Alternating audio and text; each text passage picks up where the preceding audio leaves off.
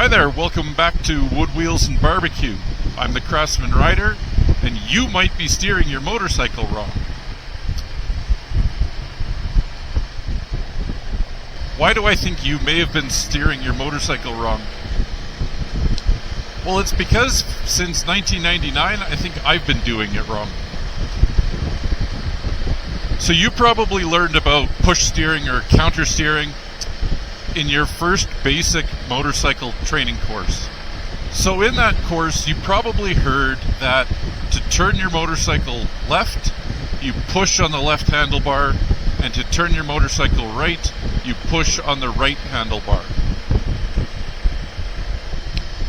Now what I took that to mean was that I have to push down towards the ground, basically pushing the motorcycle over. And I've been doing that, like I said, since 1999, and obviously I've been able to steer my motorcycle, navigate it around corners just fine. So why is it wrong?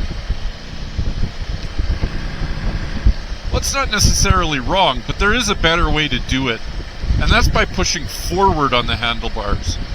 So instead of pushing straight down towards the ground, push forward towards the horizon. Just doing that, just getting out on your motorcycle, consciously doing that, pushing forward instead of downward, you'll see an improvement. Now I could stop the video here and you'd be just fine, and if you took my advice, you'd have a happy life on your motorcycle. But instead I'm going to walk you through the very high level physics of why that works and why pushing straight down doesn't work at all. So what happens when you push forward? I'm going to use a left turn to illustrate everything. So when I push forward on my left handlebar, like this, what's going on is that I'm actually turning the front end of the motorcycle to the right. But wait, you say, I want to turn left, not right. Let's get across this intersection.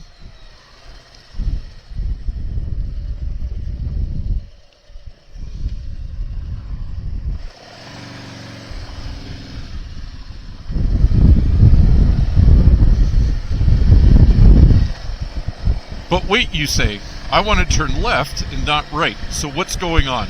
What's happening here is when the front end of the motorcycle makes that slight right turn, the wheels, I don't know if you could see that.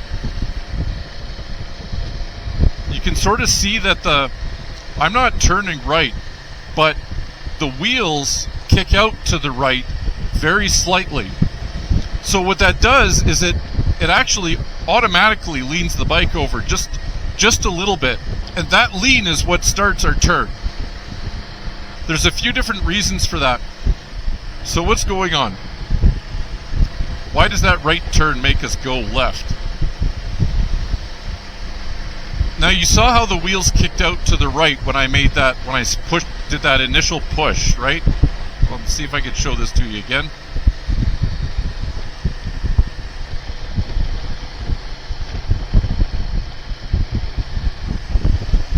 I don't think you can see that.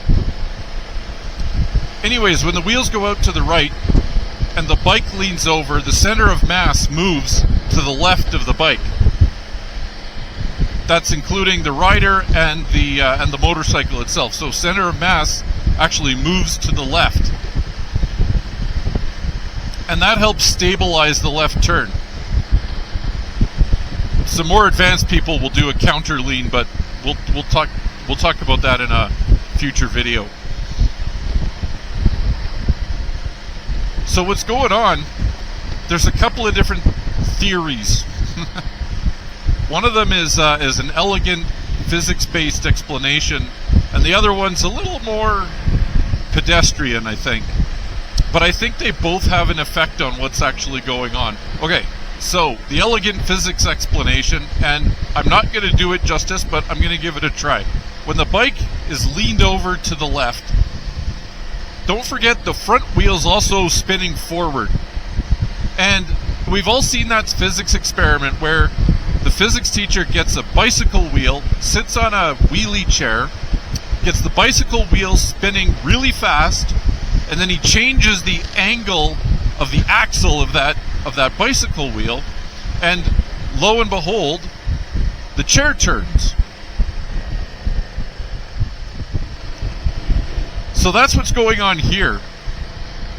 The motorcycle tire is turning like this, and then we change the angle of the axle, and all of a sudden the wheel wants to spin around.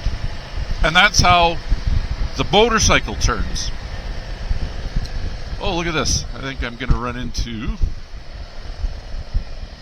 gravel. I'll go see what's up this way.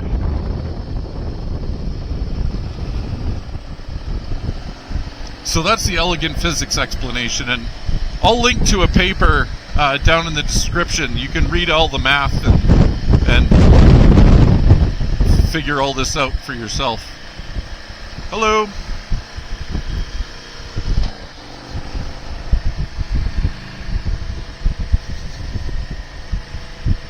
So what's the more pedestrian explanation? And maybe that's not very fair. All physics is physics, and it's all elegant to a certain perspective. So maybe that's not fair. Physics is physics.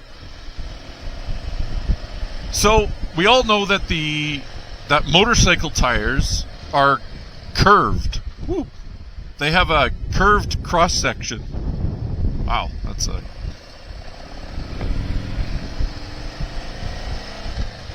I might have been able to negotiate that turn a little better if I wasn't talking to you guys, but here we are. So